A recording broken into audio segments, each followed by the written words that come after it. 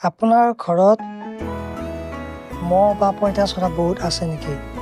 যদি আছে তেতিয়াহ'লে এইটো কাম কৰিব পাৰে। মই থাকোঁ গুৱাহাটীত ভাড়া ৰুম কৰি। মোৰ বহুত মহ। তাৰ কাৰণে মই এটা বুদ্ধি কৰিলোঁ। সেইটো চাওক, আপুনিও ট্ৰাই কৰি চাব পাৰে।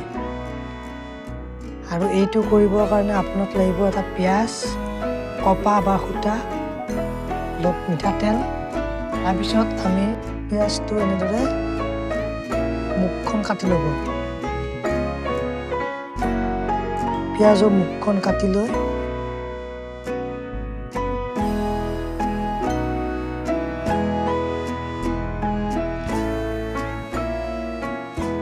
মাজৰ পিঁয়াজখিনি এনেকৈ কাটি ওলাই দিব।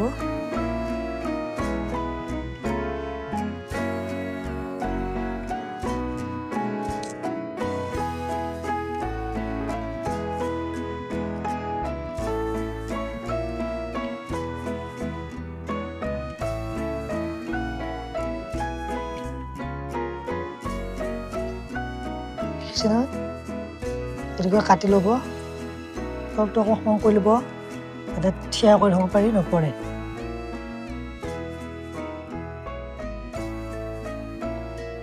তাৰপিছত এনেকৈ সূতা বা কপা হ'লে বেছি ভাল হয়। মোৰ কপা নাই, সূতাকে লৈছোঁ।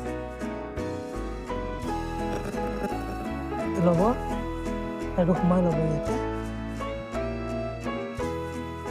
সৰিয়হৰ তেল হ'লে বেছি ভাল হয়।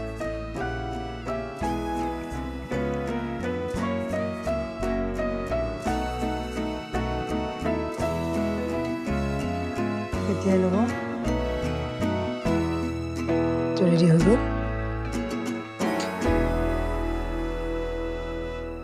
এনেকৈ লৈ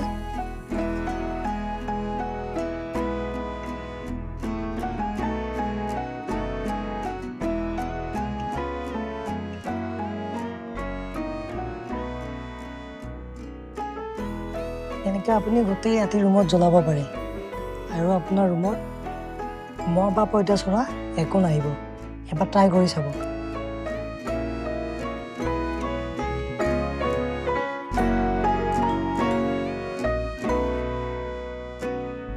এনেকৈ পিঁয়াজটো কাটি পেলাই জ্বলাই ল'ব। আৰু আপোনাৰ ৰুমত মহ আৰু পঁইতাচোৰা একেবাৰে নাহিব। আজিলৈ ভিডিঅ'টো ইমানেই থাকিল। যদি ভাল পালে লাইক কৰিব, শ্বেয়াৰ কৰিব, চেনেলটো ছাবস্ক্ৰাইব কৰিব নাপাহৰিব। ধন্যবাদ।